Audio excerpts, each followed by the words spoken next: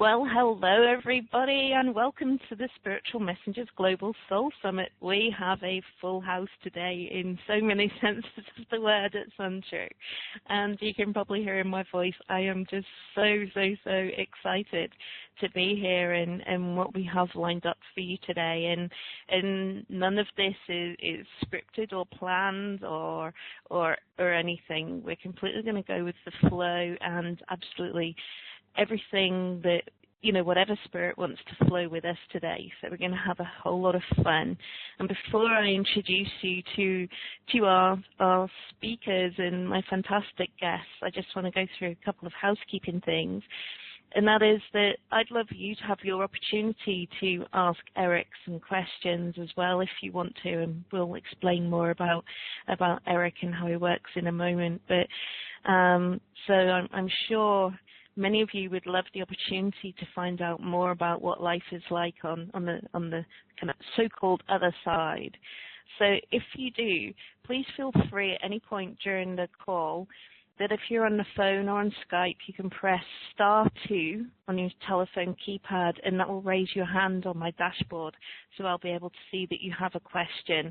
You're on mute at the moment, but so when we come to questions later on, I'll be able to see that you have a question, and I'll unmute you and let you know.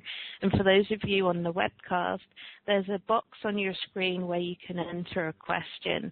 And if you do put your name as well, that would be appreciated, because obviously then we can connect with you better if we know who you are. And I will read your question out loud.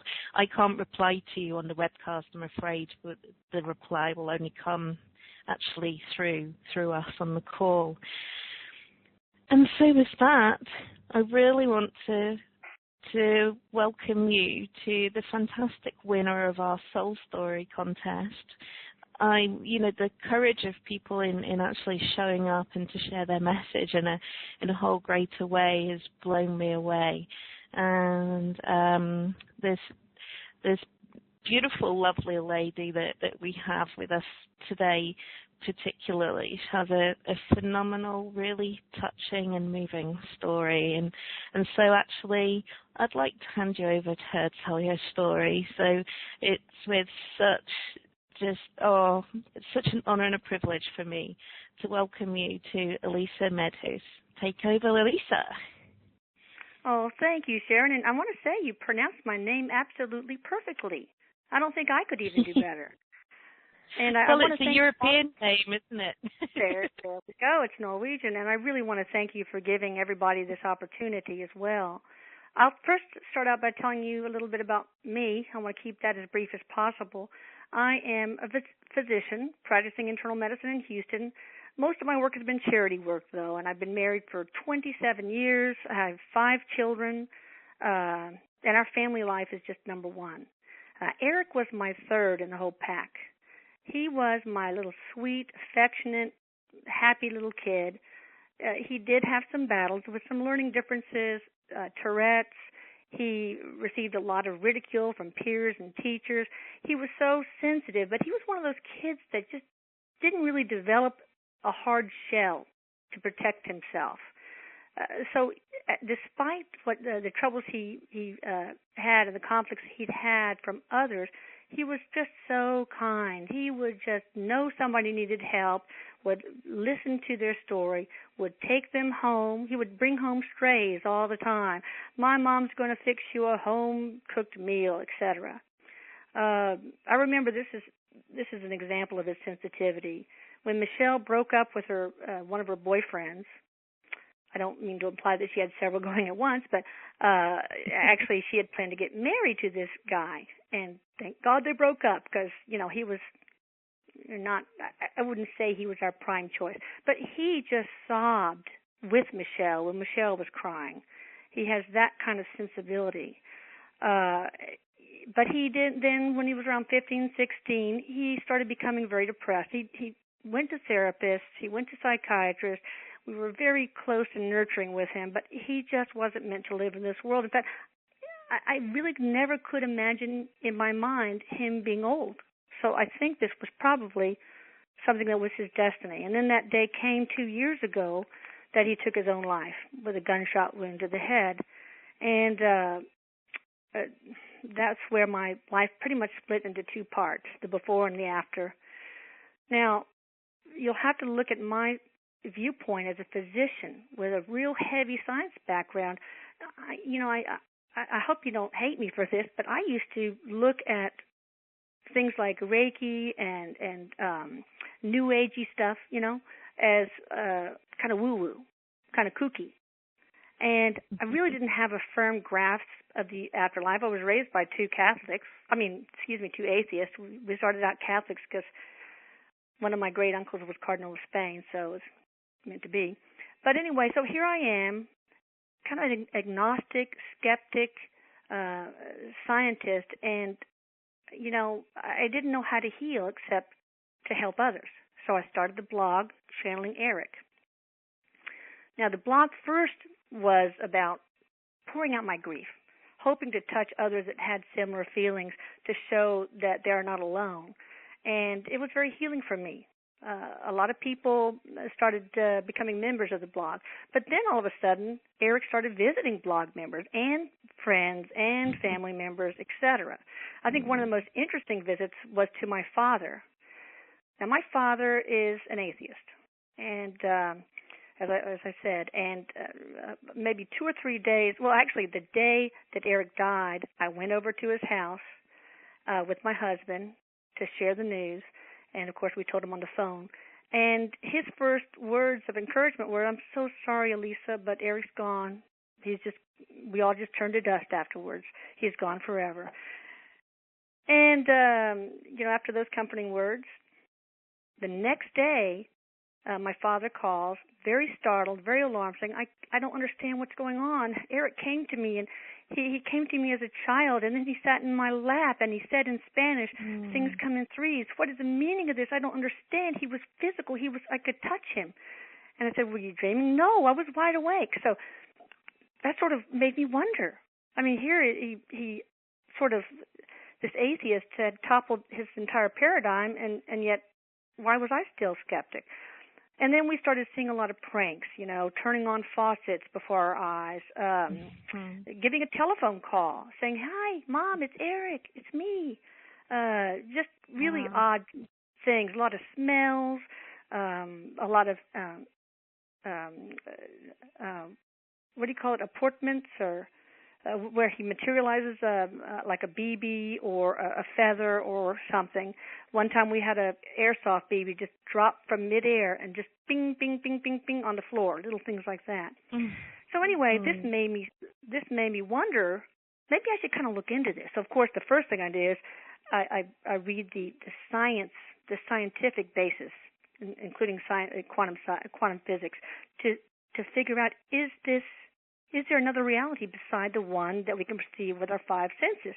And I began to learn that, there is evidence. And then I, of course, started channeling Erik through Jamie, through others. But Jamie, I think, is one of the most open channels I've ever met in my life. And just the information that came across, it was clearly him. There was absolutely no doubt. So now the blog has evolved. It has a different purpose. He does prank blog members all the time. One lady, he opens all the drawers in her kitchen when she goes out jogging because she has a bit of OCD, so he loves teasing her, And now Erik I'm pretty much the scribe. That's my, I give him the platform to share his insider's view of death, the afterlife, the nature of reality, what the whole human experience is for, and so on.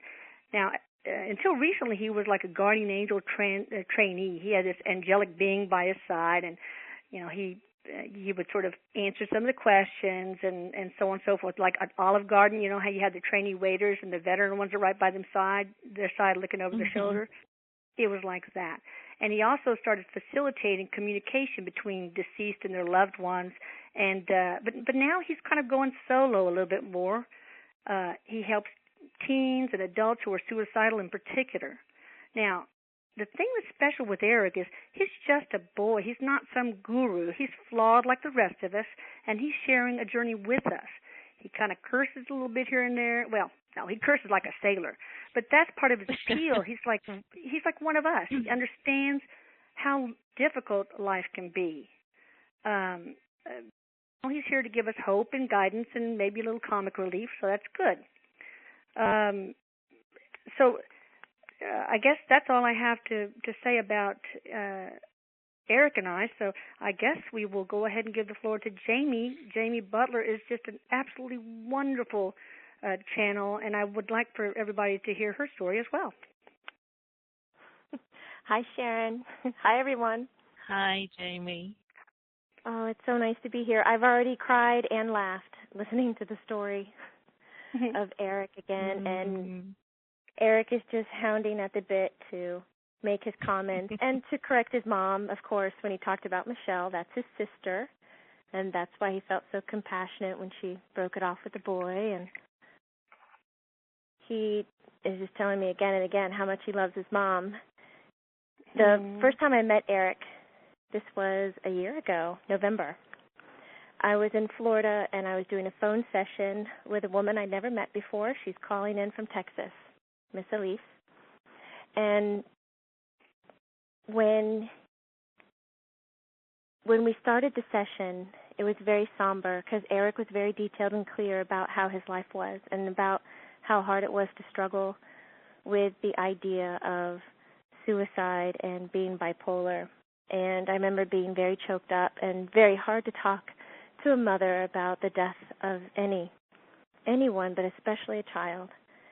And as soon as we kind of crossed that hump about how he passed away and how he was found and what happened, he started being very animated and cussing, and I'm very much not that way. So I was quite embarrassed and taken back by Erik's out-of-the-box personality, just embracing every element of the conversation and every part of the room, and so alive.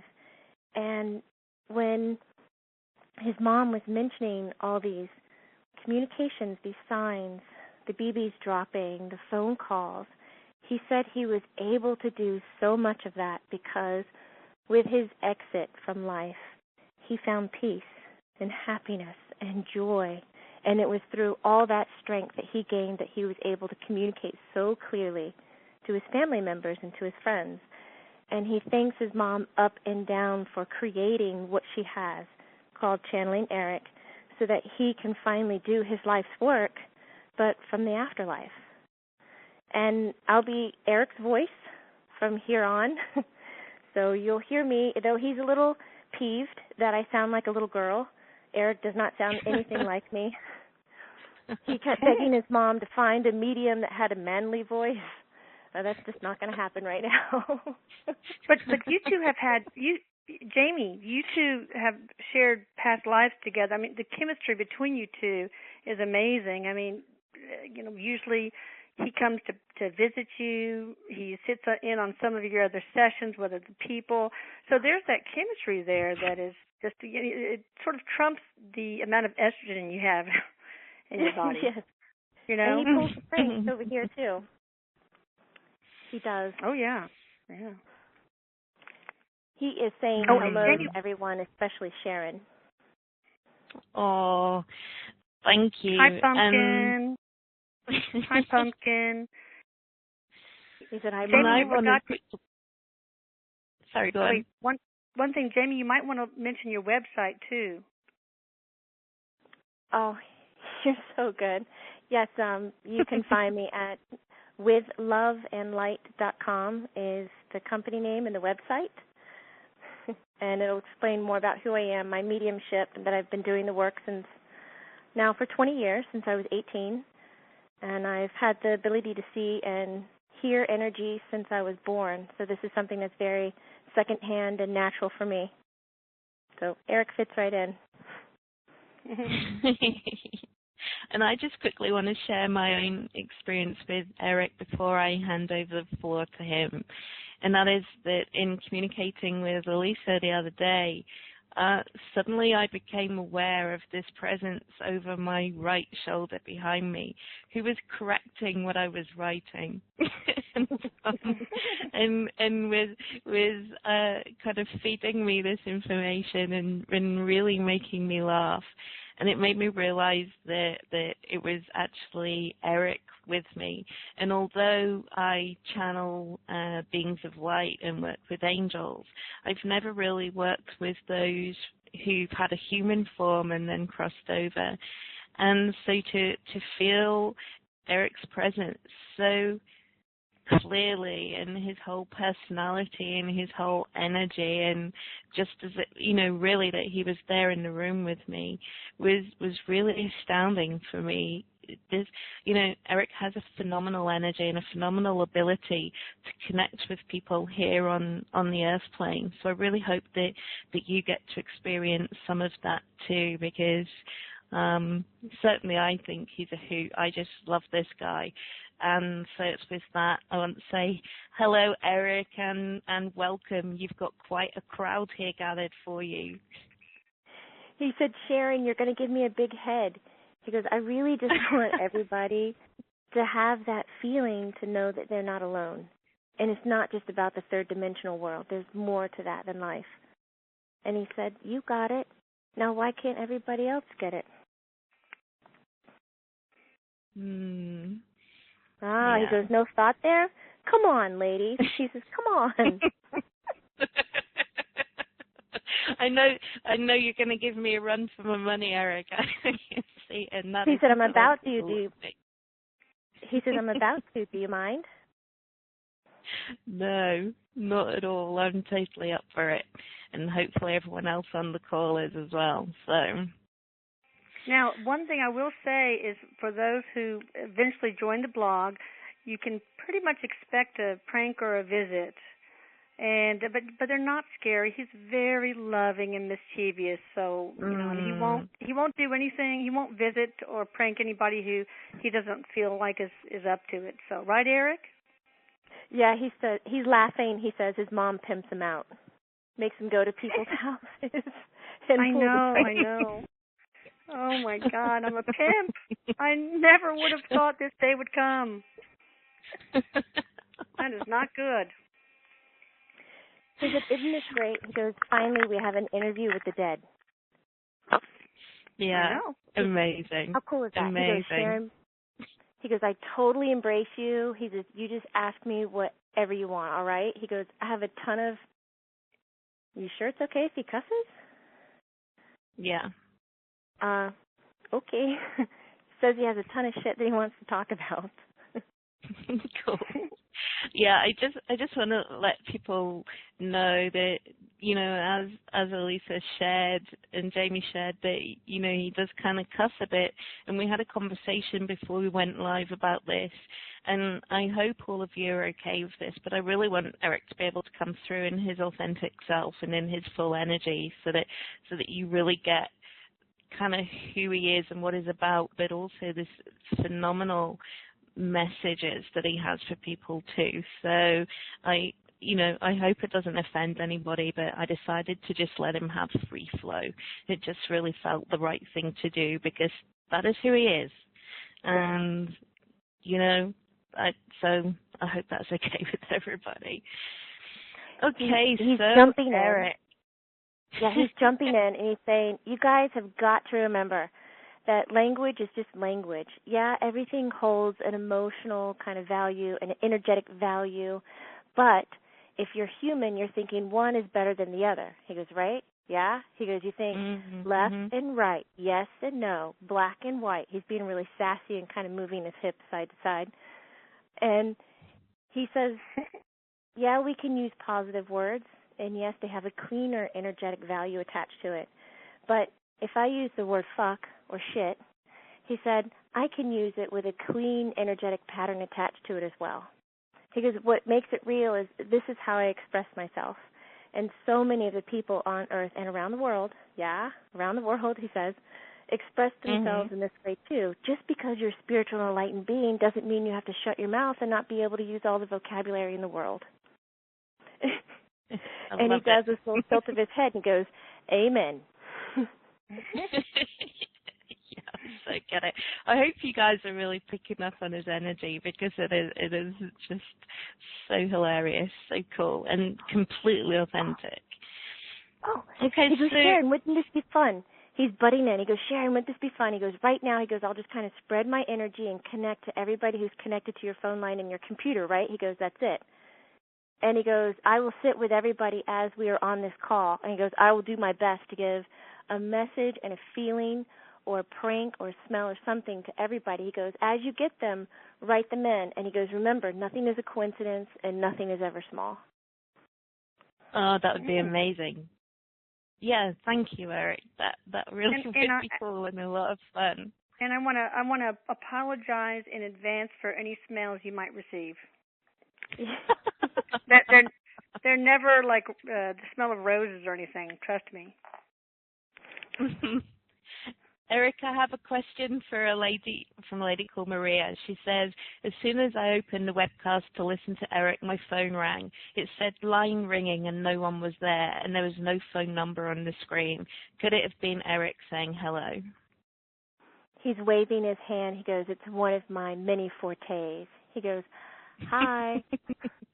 He said, yes, it is.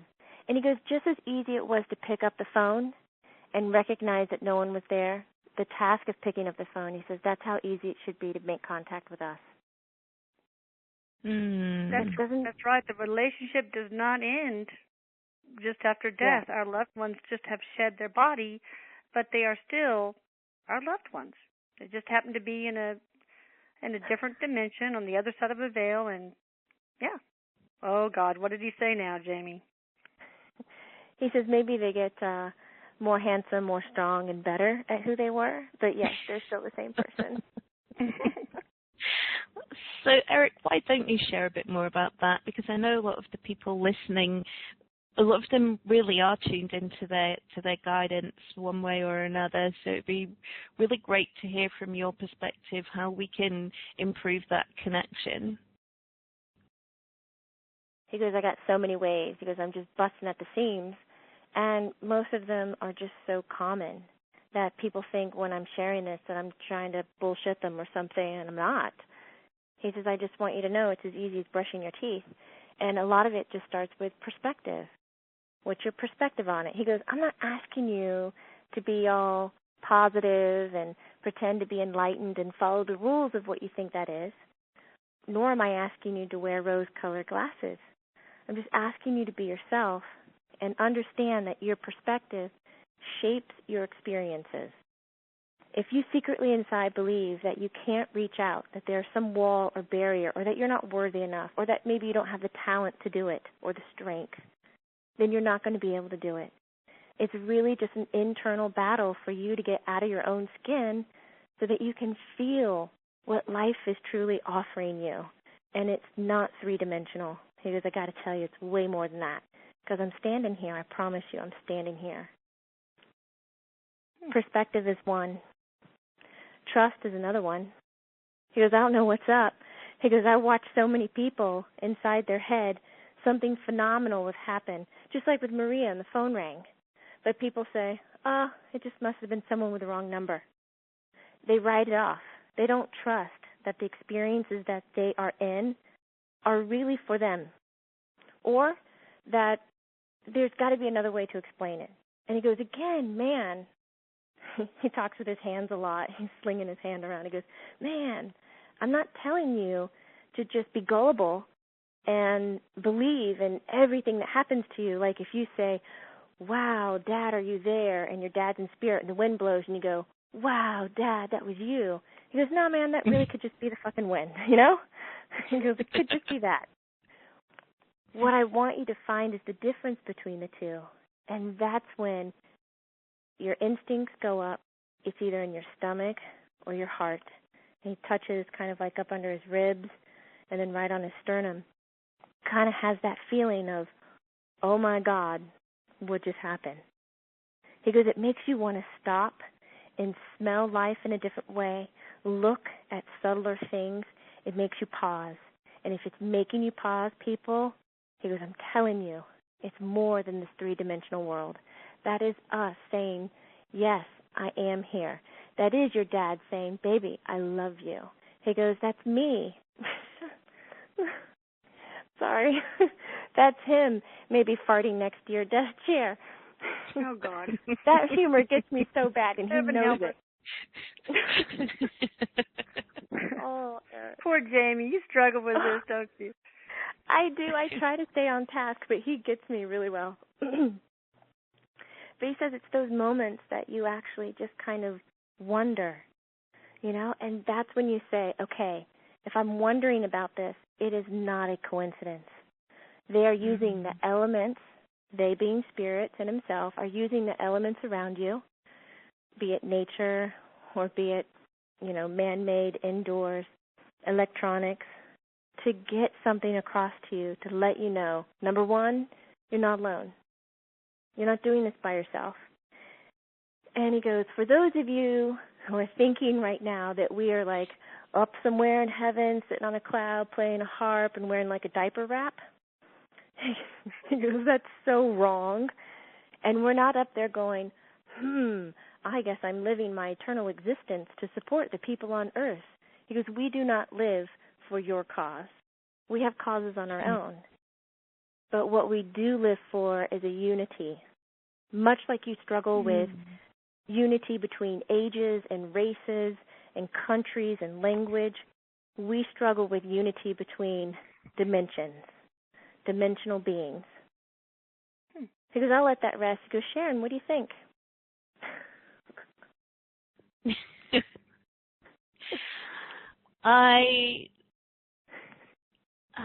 The whole thing that you're saying about unity, actually, and that unity on multi-dimensions as well is seriously fascinating to me. One of my biggest passions is about the spiritual evolution of the planet, and it's so interesting to hear that actually that some way by connecting with you and people on your dimension so much more closely, that we could really speed that up so much more and really create a unity across the dimensions, not just in our own. So often we think that we're looking for peace on earth, but actually what I really get from what you're saying, Erik, is that we can achieve this on a much greater scale, and certainly if we all come together in that intention. He fully agrees. He said, I said this a few times, but he said, I think it's so amazing that it's worth talking about again. And making that connection interdimensionally, I find that humans kind of have a hard time grasping a lot of concepts, because it is outside the box, and it's not how they were trained, and it's not how their ancestors were trained. So I know that it takes a while to get out of a mindset. I know it takes a while to gain a different perspective. And he goes, I respect that. So I was thinking and came up with a solution that if multi-thinking is too hard, let's narrow it down.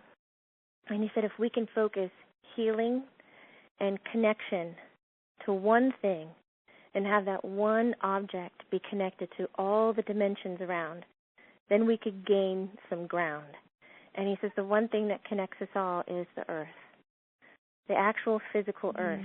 And he said, so if we want to send love right to the core of the earth, and then the core of the earth can radiate this energy, it could help with the evolution of the physical changes of the earth.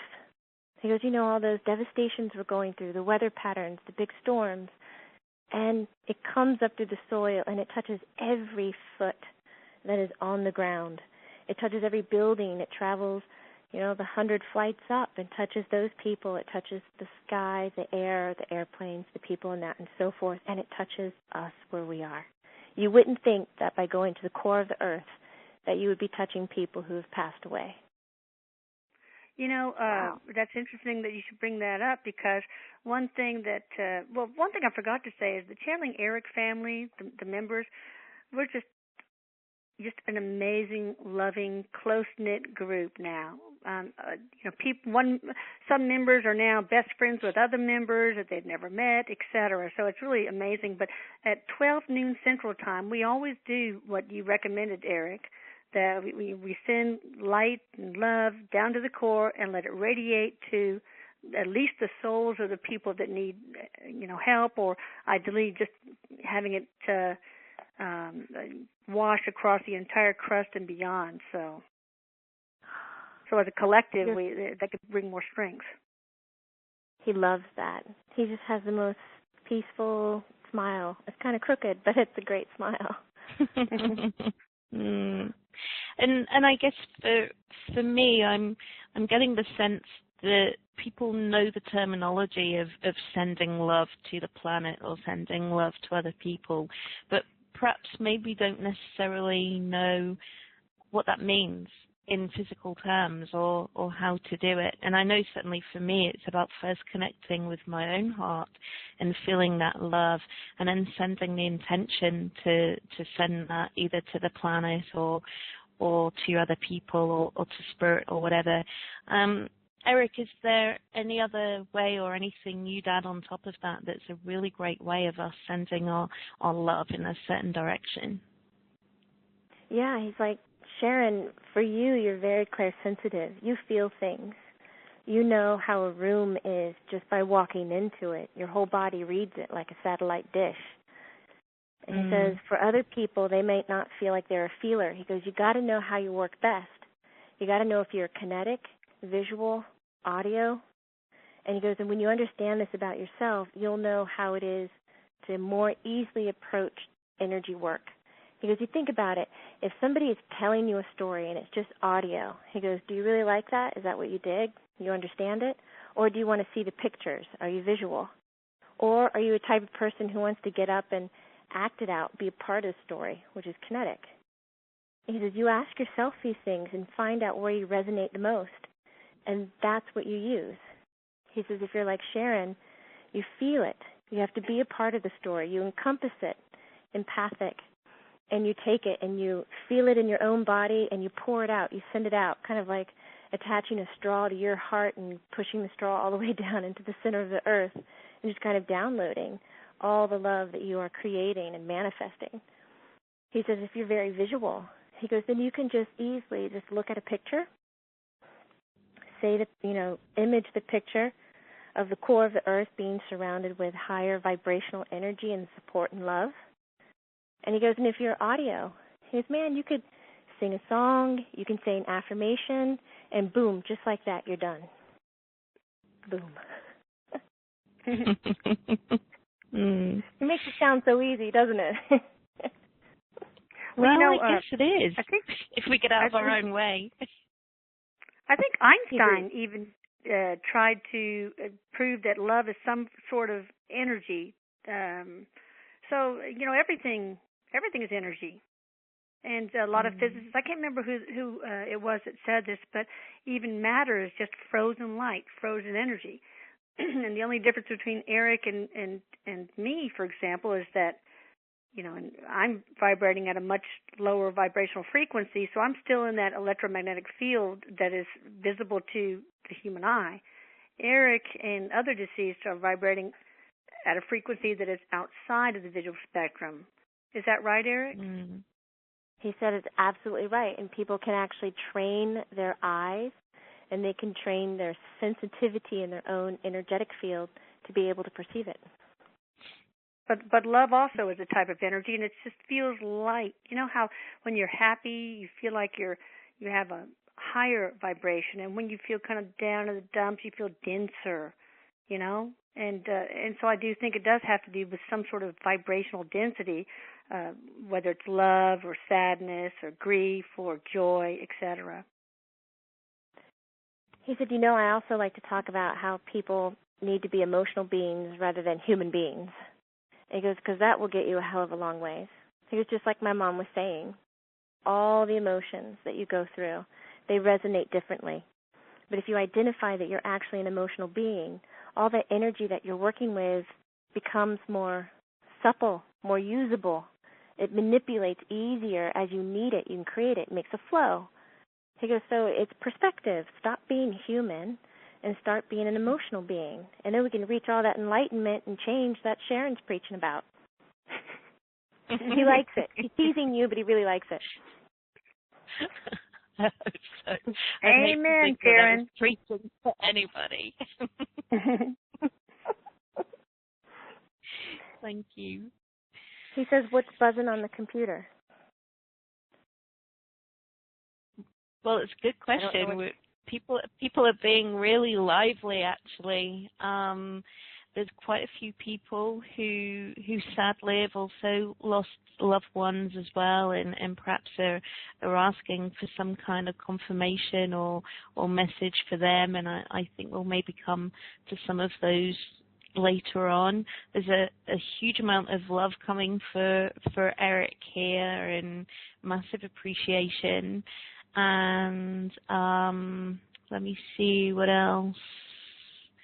People really appreciating everything Erik is sharing. Okay, here's a question I really want to ask, because this is really specific and personal for Erik. And although this person has shared their names, I will keep them anonymous. It says, because of poor decisions in the past, I've come to think of suicide as the only way out. The only thing that stops me is not wanting to hurt my family. And I know this was huge for Erik, and it's a big part of your own story on your experience on your blog, Alisa, too. So I'd really like to ask that of Erik. Yeah, he goes, I feel for you. And he says, I reach out to all those people who have the idea but not the strength to follow through with ending their own life. And he goes, I'm not an advocate for suicide. His voice is very serious and it's kind of quiet right now, so it's really sweet. He says, I'm not an advocate for it, but we have to stop condemning people who have these ideas that they need to end their own life, because there is not a wrong choice that you can make for your own personal being. There's just not a wrong choice. And he says the compassion level of not wanting to hurt your friends and your family members because you choose to leave this place, which many people will identify and say, oh, that was weak, he was copping out, he was a P-U-S-S-Y. Sorry. And that made me pause. Many people put labels on that, and he goes, it's not right, it's just individual people's opinions. He goes, for all those who are having these feelings of suicide, first identify why you want to leave. And it's not about hurting people. He says, if this is about a revenge tactic or you feel that you are not being validated, he says, all of this can be healed and cured through communication. And he says, I really dig the book, Nonviolent Communication, A Language of Life. He says the information that's in there helps you identify the emotions that are stuck behind the words.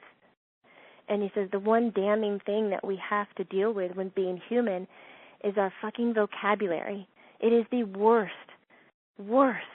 thing that we are taught, because it doesn't truly express exactly what our needs are, what our wants are, and where we're coming from.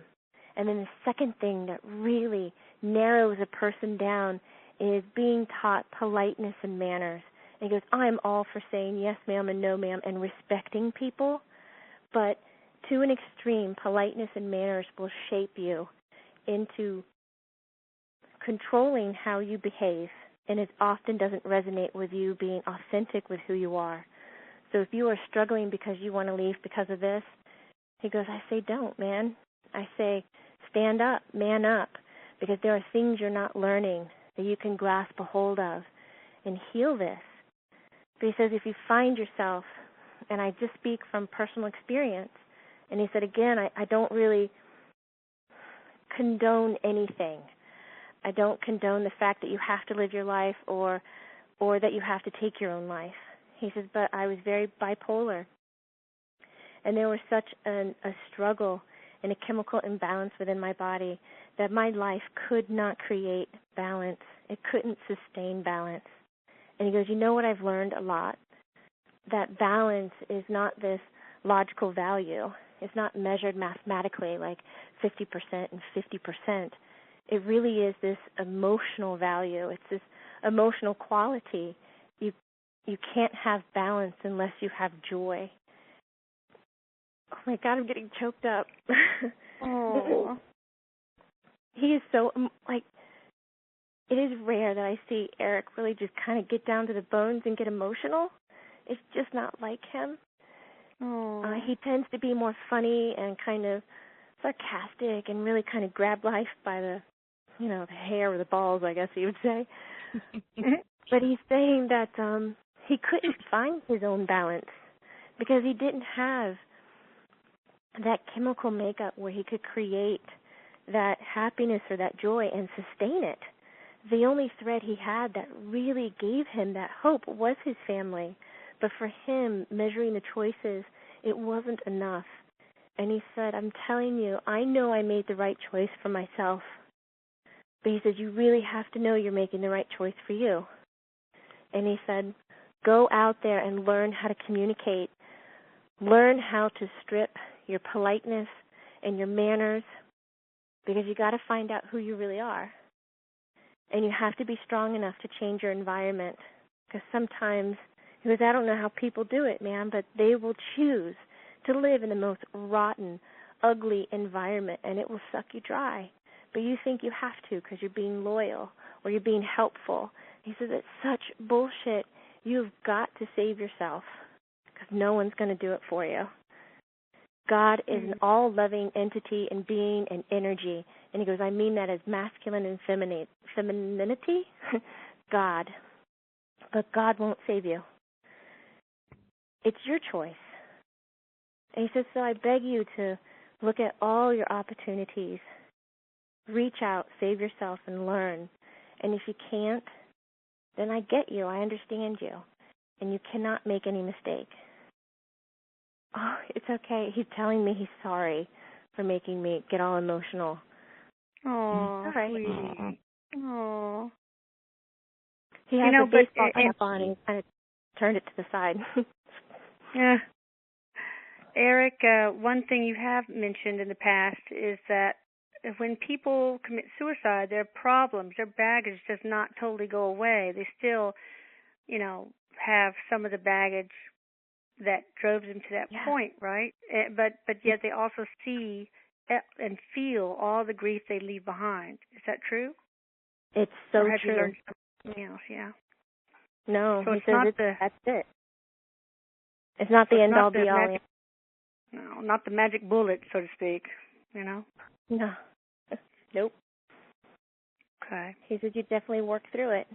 He goes, I just happened to be lucky enough to know that I did make the right decision. So my work was really about finding peace. Thank you so much, Erik. Really so appreciate that and your real candor with everything, and that you can bring a completely different perspective that often we don't obviously see or experience here in our dimension, and particularly, when we are having those deep, dark thoughts. So I really appreciate the different perspectives that you bring.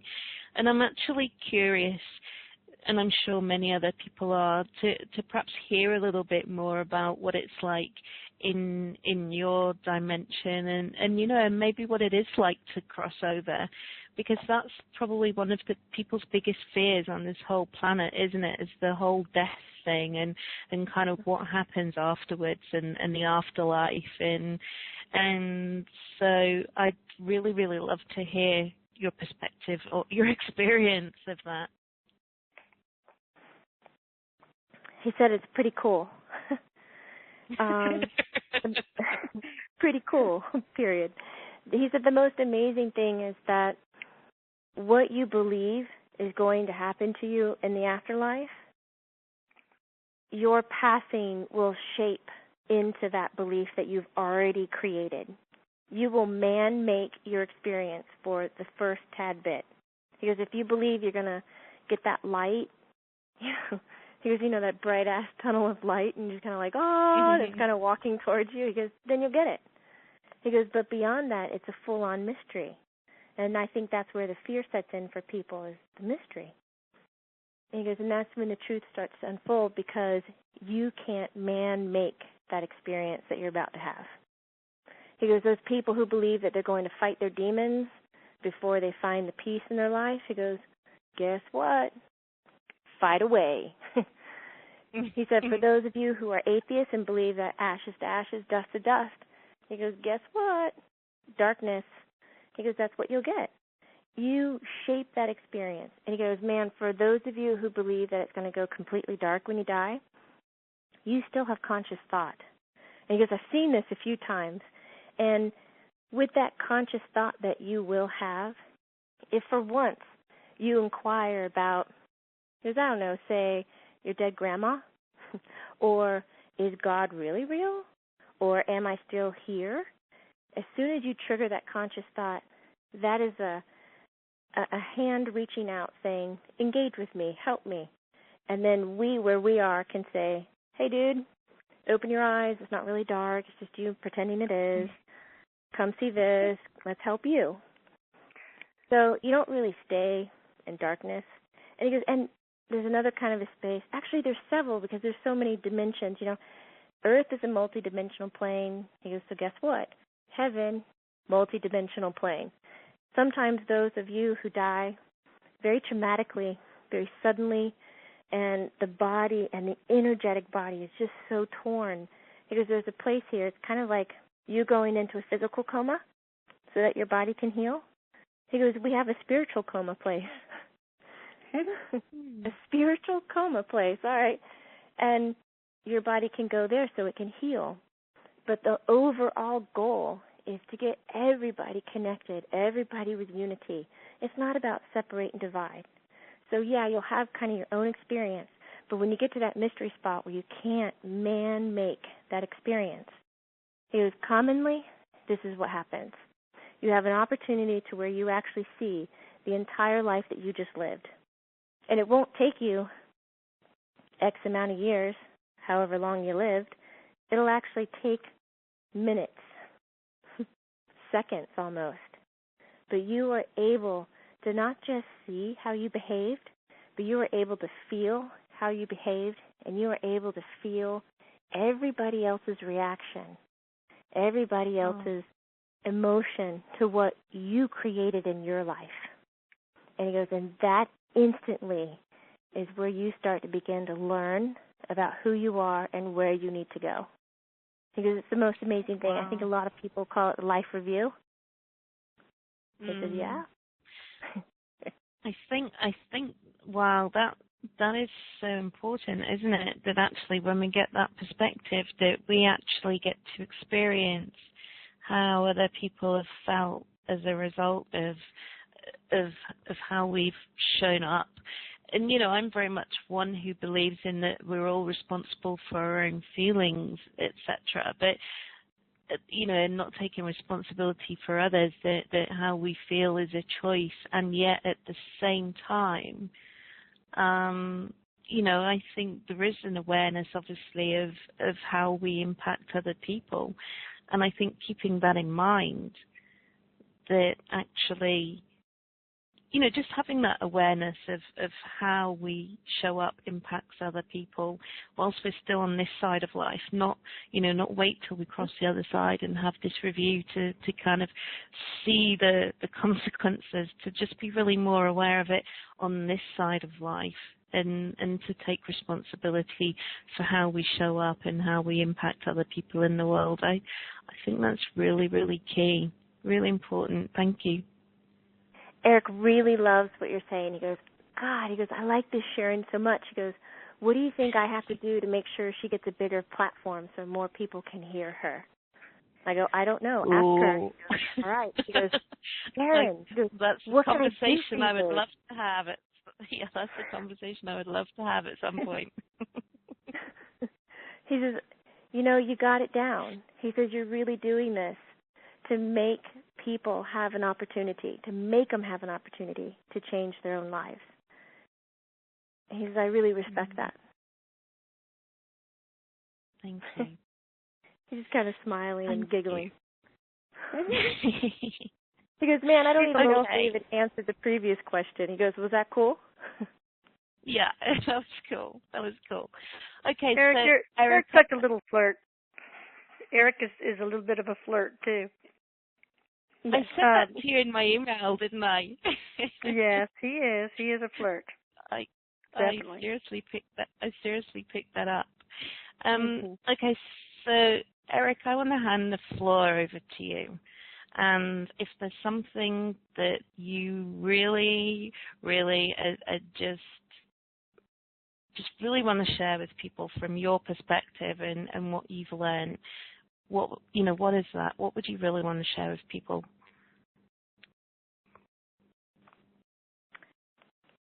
He says, I really like to be in people's faces because I think as an American, a Northern American, that's the language they really understand. It's kind of a blunt, harsh delivery, like some kind of gym coach, and he goes, we just don't have that spiritual coachness in this culture at all. And he goes, I want to say it's much hard work that you put into your career, into your personal health, into you as being a parent or a sister or brother, aunt, uncle, grandparents, whatever relationship you have, that strength that you put into it, you've got to run yourself more like a business and put equal strength into the spirituality aspect of you. And so it's really, that is the ground foundation. So many people think it isn't because of what religion has kind of translated into as the centuries have gone by. It's kind of turned into a little bit of mush, He goes, but spirituality isn't. It's handmade for each person, and only you are going to know the best part about it. You've got to invest time into yourself. He said the easiest way that he has found being in spirit to communicate to people is catch them when they're doing a mundane task, doing the dishes, vacuuming, driving in the car, catching them when they're doing, like, watching TV, doing something that doesn't need a lot of brain thought. So he goes, it's kind of like a meditative state. He goes, hell, a lot of people drive cars in total hypnosis. They don't even realize what they've passed or what they've done. And he says, this is where we can really come alive for you and help you get messages. He says, so do more of this activity, this everyday activity, with a knowing inside your head or your heart that there is a greater sense about you. And he goes, come to these tasks with questions. If you know you are dusting on Tuesday afternoon, he goes, Tuesday morning, I want you to create 5 questions that you want to ask, kind of out to the world or to your mom who's passed away, to ask those questions while you're dusting. He goes, I bet you will at least get 4 answers out of 5, and you will know they are real because you'll pause, and it'll hit you a different way. So many of us Americans don't know how to meditate.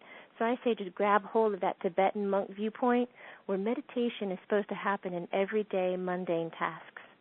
That's who we are. Let's be that person. He says, that's what I want to say. I love it. I love it. And I know certainly from my perspective, it's times like that when I have all kinds of incredible conversations. And it really is, it's not afraid to ask questions. I'll quite often have a massive Q&A session with Spirit, and it's just like the most fun thing ever. But it's like, Erik, like you've just said, we need to create space in our lives for that instead of being busy all the time and filling our lives with noise and TV and people and stuff and worries and things. And actually, like you say, just really creating that space to allow something greater to be co-created. He said, you're the best. Aww. Feelings mutual. Thank you. He says, I'm definitely coming to your house later on. Well, that's the cool thing, you see, because I'm on a different time zone. I've noticed that you, Erik, you come and play with me when your other guys are sleeping because I'm awake when they're not. Aha. And maybe he can help you dust. Yeah. Let's teach Erik how to clean up. Yeah, he really likes chores, don't you, Erik? Oh, my God. He's saying, hell no. Uh-oh. You've got to be kidding. He goes, but I will talk your ear off, and I will lay a stink bomb. He said he gave off a few nasty smells during the phone conversation. He said so a few people are picking up on him. Oh, boy. Love it. Hey, Okay, Erik, one thing Oh, go ahead. I'm sorry. No, go on, Alisa. It's fine. I can ask this question Okay. after. Well, one thing a lot of people I see are very interested in is what is the afterlife like? I know you said it's basically beliefs, but a lot of people have wanted to know: are there buildings, are there homes, are there rainbows and purple ponies and etc. And roller skates and beer?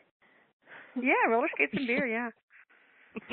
He said, yeah, there's all of that. If you can create it in your head, you can manifest it. And it stays in existence while you are manifesting it. But if it is no longer a need or in use, it does not exist. He goes, how's that for a trick? Energy is so fluid here. The vibrational element is so fine-tuned. So if we all got together and created a building, we could create it in our thoughts and it would manifest and we could use that space. But if none of us were inside of it using it, then it would no longer hold space. But at the moment we needed to come back to it, it would again exist for our purpose. It does not mean that everything that is created cannot be seen by people who don't manifest it. It's not true. We all are in this together. We're not so much as individualistic as we are on Earth because we create more of a community feeling here. There is grass. There is sky. There's landscape and buildings. There's experiences. There's sex. But they are so much different than what they are here on Earth. And there are elements here in home, heaven. He goes, whatever terminology you like, adapt. It's different. There are elements here that I can't explain because Earth words just don't really do it justice. He goes, guess what? All of you will find out sooner or later. Yeah, none of us are getting out of here alive then, huh? He loves that. He thinks that's so funny. Okay, well, there's a question that's come through that I really want to ask, but first I want to check in with you, Jamie, and Alisa, how you're doing for time. I'm good. Are you okay if we continue with some questions? Sure. Oh, of course. From my standpoint, yes. And Erik, too? Erik's got a hell yes. On. Yes. Maybe he has a hot date later he's going to be late for. Okay, he goes, yeah, because time is so pressing here, Mom. Come on. He goes, yeah. He said, go for it, Sharon.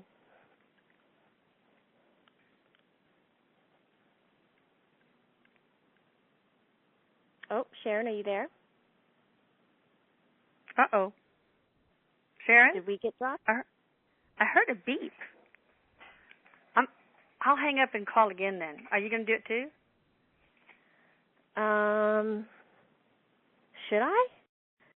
Yeah. Erik's laughing. Hey, guys. You. Oh, good. Are you there? I just got booted off. Yeah, I just got booted off the call. Oh, uh-oh. Erik's laughing his ass off, and I was like, Erik. Uh-oh. Bad boy. At least he chose an appropriate time, where it's really not going to be that disruptive. You just couldn't help yourself, Thanks, huh? dude.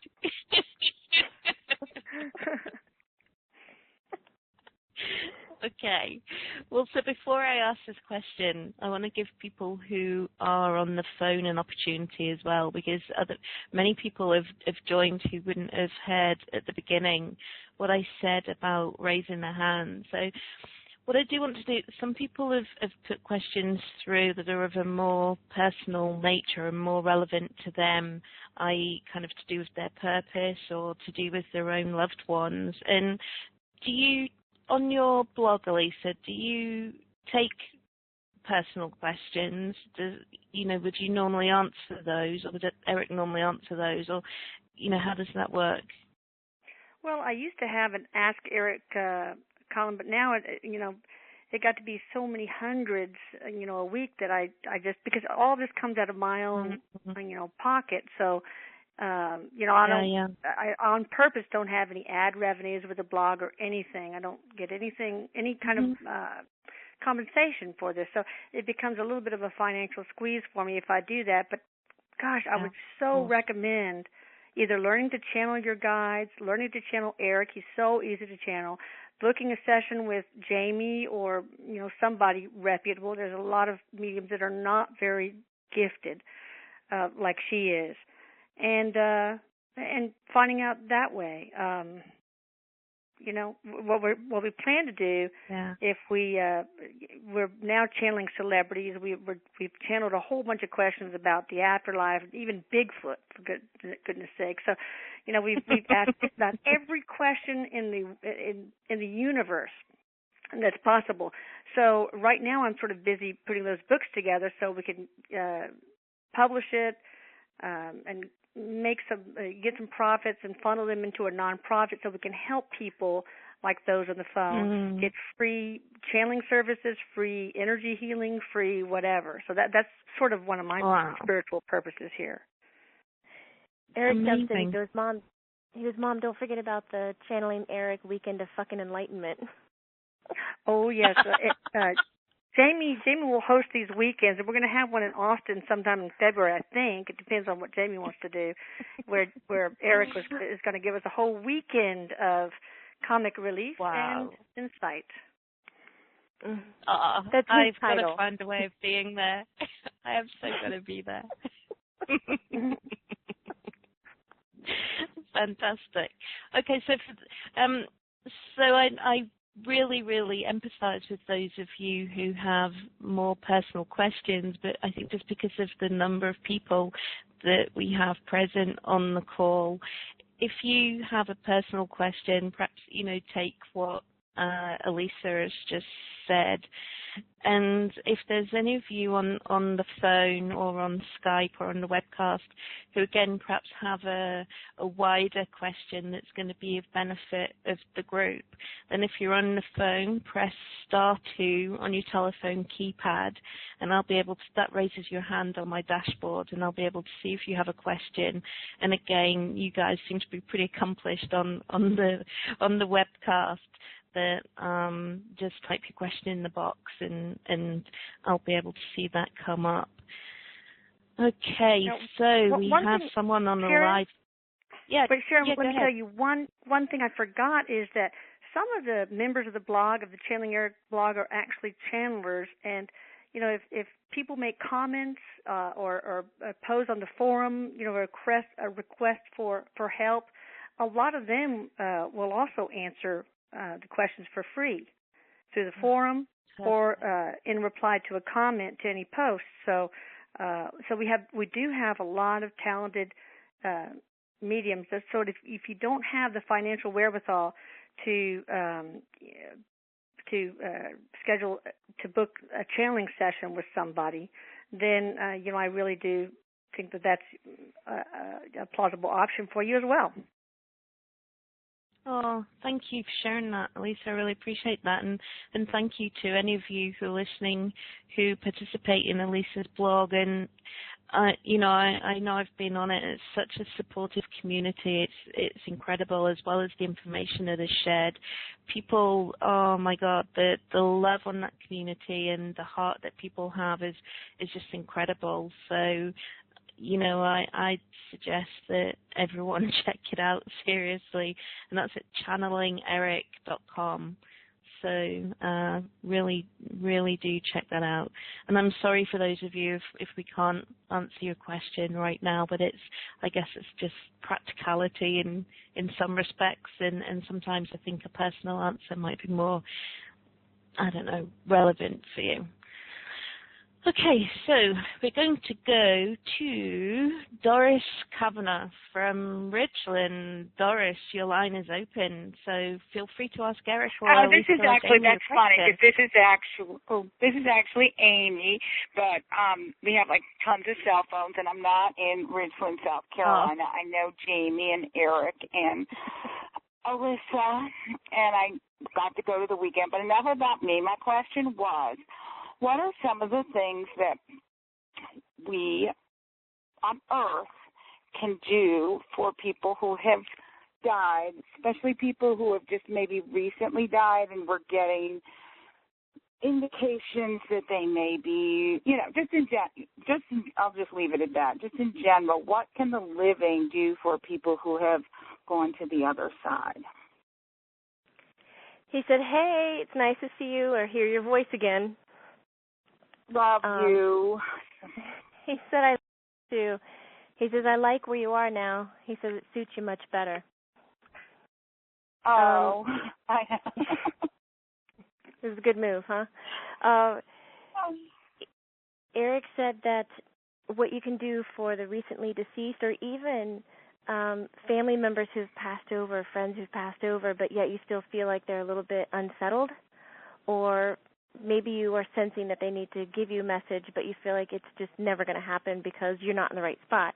He was like, man, the easiest thing that you can do is dedicate direct time. Sit down, be still, dedicate time, thought, and energy to that person. He goes, maybe you want to get a photograph? Because people laugh all the time about altars because they seem so cultish and like odd and stuff, but they serve a purpose. It actually can be a very beautiful thing. If you have a picture, you can hold on to the picture, send love to them, let them know that it's okay, that you forgive them, and work through your emotional baggage that you have with that person, with that relationship, and set it free, because it helps heal that person who's passed over. If you are still making offhanded comments about how wry mom was, or mom was quick to punish us, or your husband who's passed over just won't let you go, just won't ease up on you. It's partially because they are looking for closure that they didn't find before they passed away. And you go ahead and you give it to them. And you set boundaries. There's nothing wrong with setting boundaries, man. Humans, when they set a boundary, they create an energetic barrier that we abide by.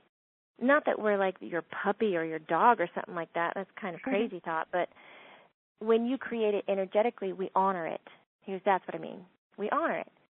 So if you're not doing that, it says to us, all right, we got free range to kind of interact with you in the way that we think is needed for us to make closure, and it may not be working for you being an emotional being, a human being on Earth. So set your boundaries. So make your closure, give dedicated direct energy and love and thought to that person who has passed over, and set your boundaries. He goes, does that make sense? You're so wise, such a young whippersnapper. He says that you can pay it to him later. You can pay him later. I'm Did sure. that answer your question, Amy? Did that answer your question, Amy? Oh, yeah.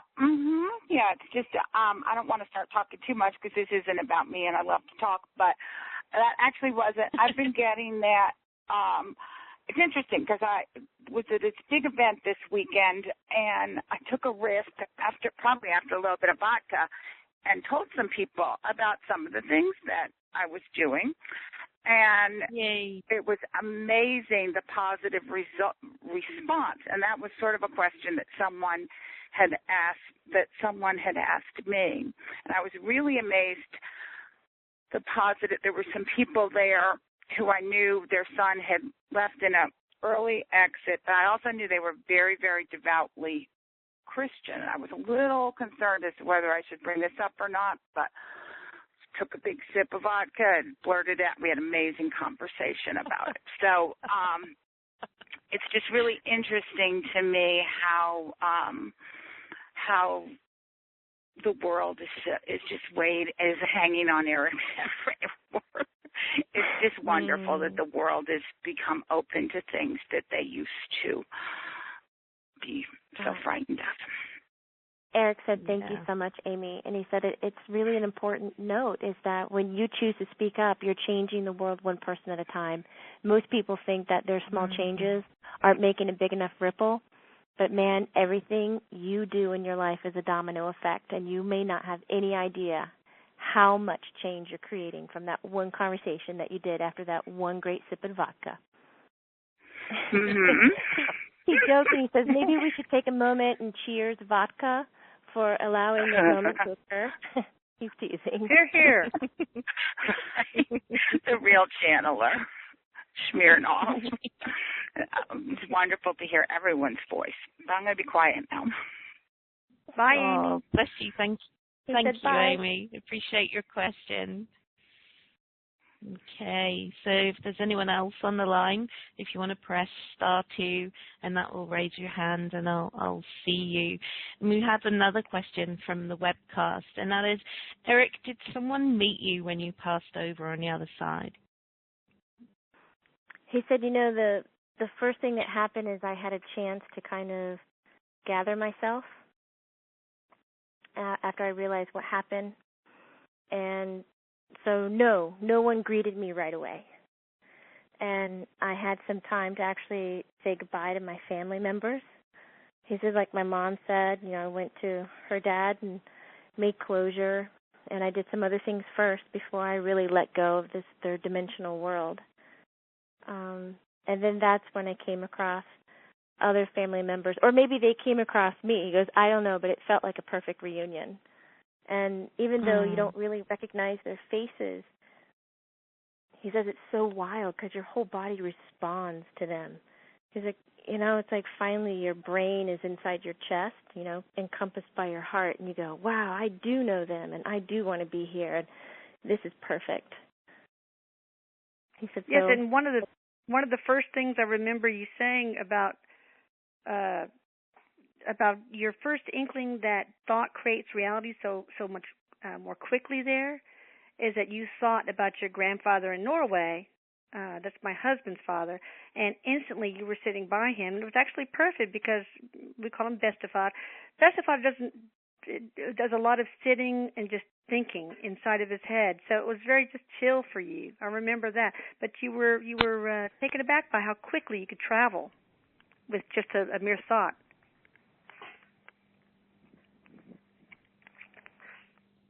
Are you there? Is Erik still with us? Oh, no. Erik, you there? It looks like we've lost Jamie. Oh, she'll probably call back in. Maybe you could take over, Alisa, unless that's a hint to us that Erik's had enough. Oh, she'll probably call back. We'll see if that happens. But if we could just harness that ability to, to create reality just by thoughts that quickly, boy, the airlines would be out of business, wouldn't they? Yeah, wouldn't they just? Wouldn't they? So how was it for you, Alisa, when you first started realizing that Erik was communicating with you? Well, of course, I was still skeptical. I still thought, maybe I'm just going mad. But there were just too many. There were just too many things that were indisputable. I mean, absolutely indisputable. He hides things a lot, and then they suddenly appear exactly where you left them. He uses energy shields to shield things, and he uses dragonflies sometimes to visit and sit on your hand, etc. And a lot of spirits do this. I remember one woman, a blog member, had a son that passed away. His name was Michael. He also shot himself. He had bipolar disease just like Erik. And the mother went to his grave one day and just cried for a sign. Please give me a sign. And right when she said that, there was a blackbird that flew by. And so she said, well, maybe that's a sign. Now, birds do fly, so who knows? And then all of a sudden a big flock comes over, and she said, well, that's huge. That might be. She went home and opened the door and went to her house, and there on top of his bookshelf was a little blackbird alive. Oh, and all the windows and doors were completely sealed. So she went up to the little bird, and it did not seem to be frightened. She gently grabbed the bird in her hand, opened the door, and let it go. So, there are certain things that are just indisputable. For example, the phone call I got from Erik was just, beyond belief. I recognized his voice so perfectly. So the thing about Erik, sometimes he will be obsessed by a type of prank. So he was on the whole, messing with people's cell phones, calling them and leaving messages, etc. He was into that for a lot, and then he'll get into his whole smell thing, and then he'll get into his hiding things. And he's done this with a lot of blog members. Or how about hanging up the phone repetitively? Yeah, which has just happened to Jamie. That's the second time in a I can row. hear you now. Yeah, I saw you pop in and out there, Jamie. I figured Erik's having a bit of fun. He is. I'm normally on the phone all day for work, and nothing will happen until I have someone even who's on the blog who has come to have a reading, and Erik shows up, and sure enough, he'll mess with the telephones, the lighting, my computer, and it's entertaining, but at the same time, you're like, I've seen it, Erik. Stop. Yeah, you need new material, Erik. He does this because he knows I can't ground him anymore. That must be it. Actually, Alisa, I do have one more question for you. Yes. And that is that if there is anyone listening who has recently lost someone or is still in a lot of pain from having lost somebody, this has obviously been a really massive part of your healing and grieving process, being able to connect with Erik in this way. So if there are people in that situation who are really, really hurting and in a lot of pain, what would you say to them? Well, there are days where I still feel a great deal of pain. Of course. Because you're right, it was just a massively dark experience for me. But sometimes it helps me to remember that we're eternal beings. What's the worst that can happen? Seriously, we're all going to be fine in the long run. I know he's still around. I know it's just going to be a blink of an eye before I'm there with him. And, I found that I could not really rely on the usual sources of support. When you have a child die, a lot of your friends disappear. They really do. And it's kind of sad, but it's understandable because people are uncomfortable with death, certainly, and even more so the death of a child, and even more so the death of a child through suicide, and then even more so when it's a violent suicide. So your whole world turns upside down. One thing I've seen is that a lot of people who have lost children or loved ones, especially mothers, when they join the Channeling Erik family, it seems to save them. A lot of them say that they were contemplating suicide, but they've changed their mind now, that they feel like their whole life has turned around. So there's one source of support, the love from the Channeling Erik family. Did that answer your question partly? Yeah, definitely. Yeah, I really appreciate that. Thank you. But everybody grieves in their own way, and you have to sort of find a new normal. Erik wrote in the blog how to sort of switch your sort of shift your perspective when you're struggling. When you're struggling, he gives advice on how to just lift yourself up from the viewpoint of being in the trenches of the human experience and sort of get yourself back and look at it as like a chess game, And it's very interesting. I highly suggest that anybody who is struggling, and that's probably 99% of us, that they take a look at that on the blog. Is there anything else you want to add, Erik? He says no. His mom really spoke straight to the point. He said it's true. Perspective, trust in self. Yeah. Beautiful. He said Thank you. He is definitely with everybody, and he's pulling more pranks as we speak. Oh boy. I guess I'm next on the phone dropping. Don't drop my call, Erik, sweetie. Please don't. My fumbling fingers to dog it. Yeah, I guess it's telling us to lighten up the energy a bit, huh? Yes, please. He said it does get heavy when you talk about grief. Because I think the one thing people don't understand about it is there's not a timeline on it. Yeah. People think that, time will heal it, and then one day they'll wake up and they won't have any more grief. But he says you can't put it on time because your perception of time is totally askew. It's not linear. It's not point A to point B and then you're done. Time folds and loops and rolls. So you might wake up one day and your grief is totally gone. But then 8 days down the road, you wake up and you feel it just like it was the first day you had it. And he goes, you can't blame yourself. You're not walking backwards. He goes, it's just how emotions work. They're in pockets. They're tucked in pockets. And you can't control it logically like you would want to, like in a process with progress. It doesn't work. So be kind to yourself. Because that's the big thing. Just be kind to yourself as you decide, what does this grief mean to you? How do you hold it? He goes, I don't know. He goes, I just don't like to see people sad. I know. You never did, sweetie. I remember whenever you went to the doctor and got your immunizations or whatever, or went to the dentist, we would ask you how your day was, and you would just, not answer, and you'd pat our backs and say, how was your day, like that, even when you were just a little toddler. Yeah. Adorable boy.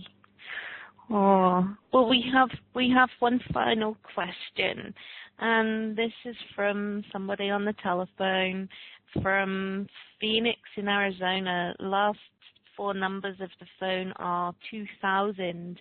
So I've unmuted you, so fire away.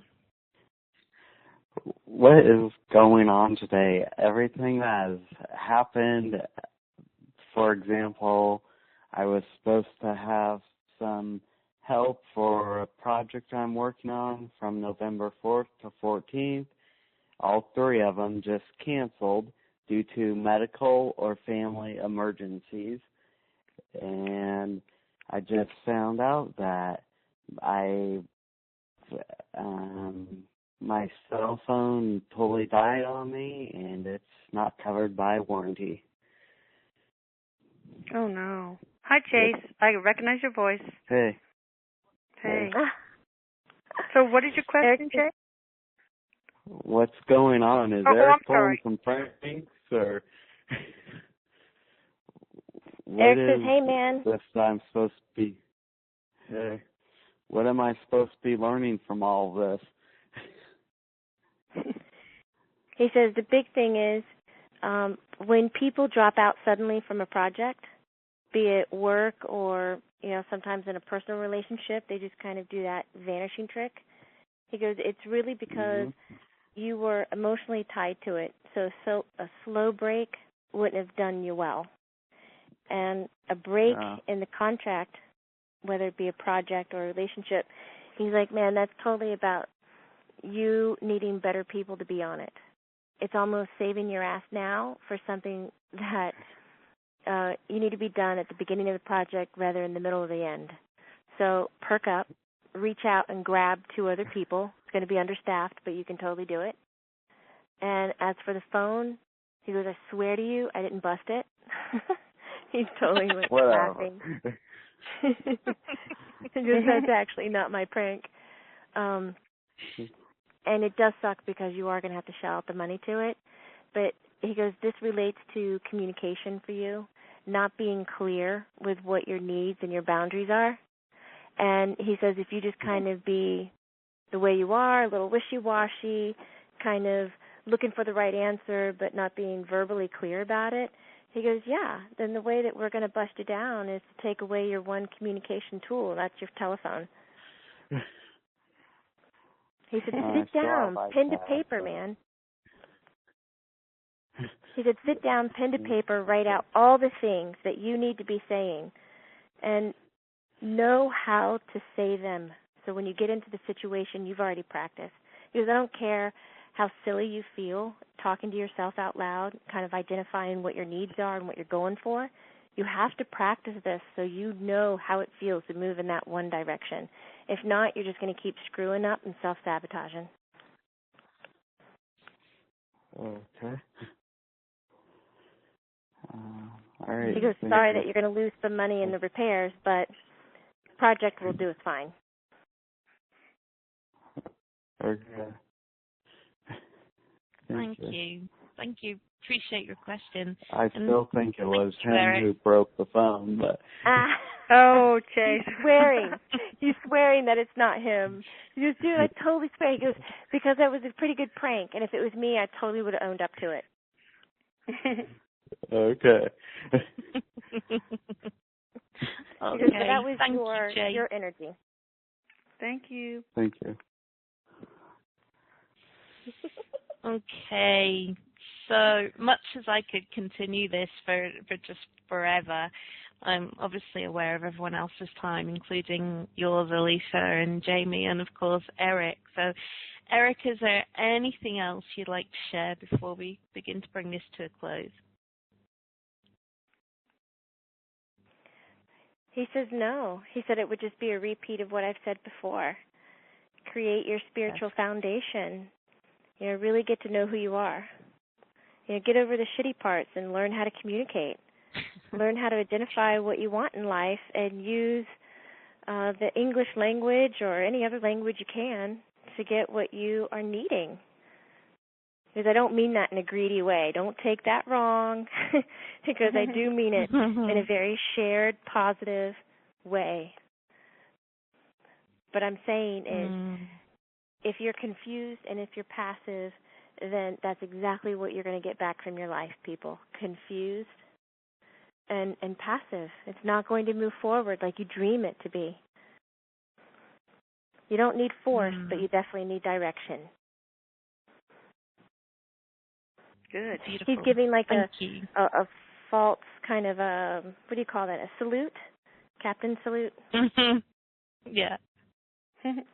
He says, love you, Sharon. This was really cool. Oh, I could do this every week, every day, for sure. This is just amazing. And I really want to share a comment from somebody as well, from Iola. And she says, Alisa and Erik brought my Andy back to me. They saved us, have saved me. I love you, cowboy.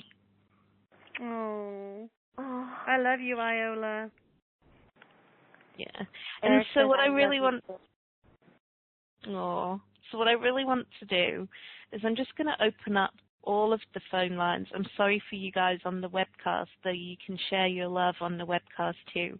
I'm just going to open up everybody's line, and I would just really love you to share some love with Erik, Jamie, and Alisa, and just kind of seriously make some noise, guys. Your lines are open. Just give them some love. Woohoo! Erik said, Erik said, great, it's a bunch of dead people. Hi, everybody. It's great to hear everybody's voice. This is the first I've heard of the dragonflies, and I can't even tell you how many dragonflies have been popping up. Oh, yeah. He said, you're welcome. He goes, I love you, all the animals and all the dead people and all the emotional beings. Because he heard some monkeys. All the animals and all the dead people. So let's everyone after 3 give a big woohoo for Erik, Alisa, and Jamie. So 1, 2, 3, woohoo!